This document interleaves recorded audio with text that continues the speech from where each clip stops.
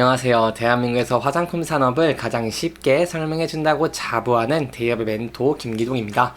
자, 오늘은 호텔 신라에 대해서 자세하게 알아보도록 할 텐데요. 기업에 투자를 하기 위해서는 이 기업이 어떤 사업을 하고 있는지, 그리고 사업의 업황과 전망은 어떠할지를 아는 것이 중요하기 때문에 제가 이번 시간에 이러한 내용들에 대해서 자세하게 설명해 드리도록 할 테니까요. 딱 5분만 집중한다고 생각하시면서 지켜봐 주시면 정말 감사하겠습니다. 이번 시간에 일단 호텔 신라의 기업 계획에 대해 간단하게 살펴보도록 하고요. 그리고 제품과 매출은 어떤지, 그리고 마지막으로 업황, 그리고 전망이 어떠한지까지 이번 시간에 이러한 순서대로 중요한 내용들을 하나하나 풀어가 보도록 할 테니까요. 영상 시청 전에 구독과 좋아요 한 번씩만 눌러주시기를 부탁드리도록 하겠습니다. 여러분들이 호텔 신라라고 한다면 단순히 호텔 사업을 한다라고 예상을 하겠지만 실제로는 티얼 부분과 그리고 호텔, 레저 부분으로 이렇게 두 가지로 나누면서 수익을 내고 있다고 설명을 드릴 수 있겠습니다. 호텔 부분 같은 경우에는 외국인 관광객, 그리고 내국인을 대상으로 숙박, 식음, 연회 등 서비스를 제공을 하고 있고요. 레저 부분 같은 경우에는 레포츠, 그리고 여행 사업을 운영을 하고 있습니다. 레포츠 같은 경우에는 신일대 체련장 및 기업 내 피트니스 클럽을 위탁 운영하고 있고요.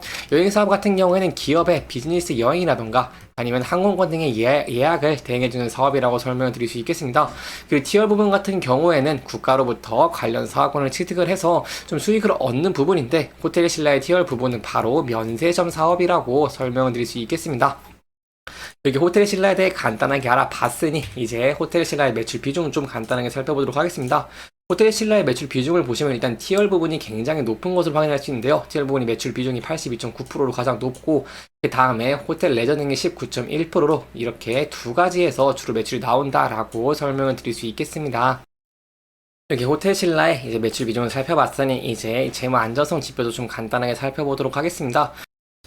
재무 안전성 지표를 보시면 23년 3분기 말 기준으로 호텔 신라의 총 차입금 같은 경우에는 1조 6,035억 원으로 22년 말 이렇게 1조 6,182억 원 대비 큰 변동은 좀 존재하지 않다고 설명을 드릴 수 있겠고요. 좀 더 여기에 대한 세부적인 내용들을 좀 더 자세하게 설명을 드리고자 한다면요.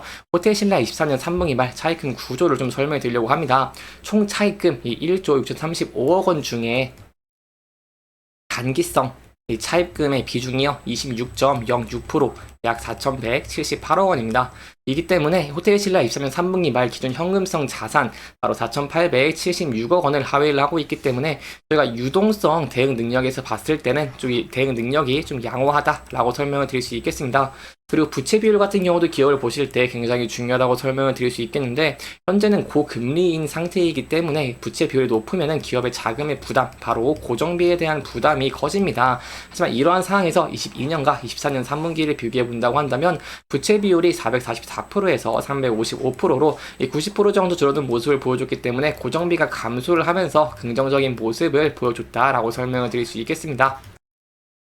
이렇게 저와 함께 재무 안전성 지표까지 알아봤으니 이제 호텔 신라의 매출에 조금 직결이 될 수 있는 해외여행객 입국 현황에 대해서 좀 간단하게 살펴보도록 하겠습니다. 아무래도 입국객이 많으면 몇 점에서 많은 구매를 할 것이기 때문에 여기에 대한 수혜를 좀 기대해 볼 수 있다고 설명을 드릴 수 있겠는데요. 세부적인 수치를 보시면 일단 24년 1월에 입국 현황을 보시면 23년 1월보다 2배 이상 이렇게 증가한 모습을 보여줬습니다. 그리고 꾸준하게 증가를 하고 있는 모습을 보여주고 있는데 여기에 대해서 저희가 대입을 할 때 전년 동월 대비로 좀 비교를 하시는 게 좋습니다. 그렇기 때문에 이렇게 제가 해외 입국 현황 22년부터 좀 많이 가져왔는데요. 여기에 대해 보시면 22년 그리고 23년을 좀 비교를 해본다고 하시면 해외여행 입국객이 좀 큰 폭으로 증가한 모습을 보여줬기 때문에 이렇게 입국객 같은 경우에는 계속해서 꾸준하게 증가할 것을 기대를 해볼 수 있겠습니다.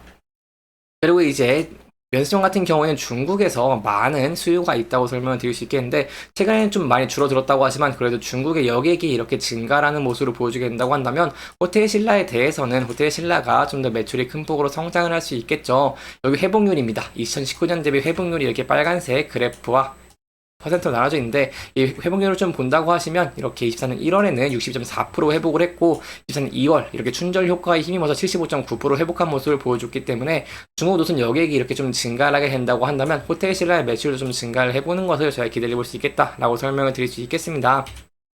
하지만 그럼에도 불구하고 이제 리스크적인 측면이 있다고 설명을 드릴 수 있겠는데요. 왜냐하면 이 여행 같은 경우에 좀 증가하는 모습을 보여주고 있지만 면세점에서 매출이 좀 줄어들고 있는 모습을 보여주고 있기 때문입니다. 여기에 대해서는 좀 몇 가지 이유가 있다고 설명을 드릴 수 있겠는데, 일단 첫 번째로는 국내 면세업계의 주 수익원이었던 중국인 단체 관광객 6억 그리고 보따리상의 싹쓸이 쇼핑의 부재가 좀 뼈아팠다고 볼 수 있겠고요.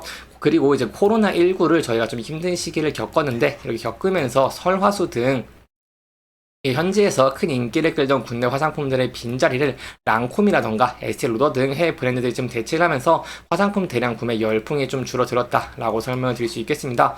세부적인 수치를 좀 설명을 드리고자 한다면, 바로 실제로 지난해 면세업계 외국인 방문객 수 같은 경우에는 602만 명으로 전년 156만 명 대비 4배 가까이 좀 증가를 했지만, 같은 기간 매출 같은 경우에는 16조 4천억 원대에서 11조 700억 원대로 5조 원 이상 좀 줄어든 모습을 보여줬습니다. 이렇게 줄어든 이유는 앞서 말씀드린 보따리상의 이유도 있겠지만, K-팝의 한국 드라마 등의 인기로 쇼핑 대신 한류 콘텐츠에 나온 좀 맛집이나 다양한 문화 체험을 즐기는 쪽으로 외국인 관광의 소비 트렌드가 좀 변화를 했다는 것을 좀 볼 수 있겠고요. 그리고 또 하나 더 말씀을 드리고 싶은 게 바로 현재 중국의 경기 상황입니다.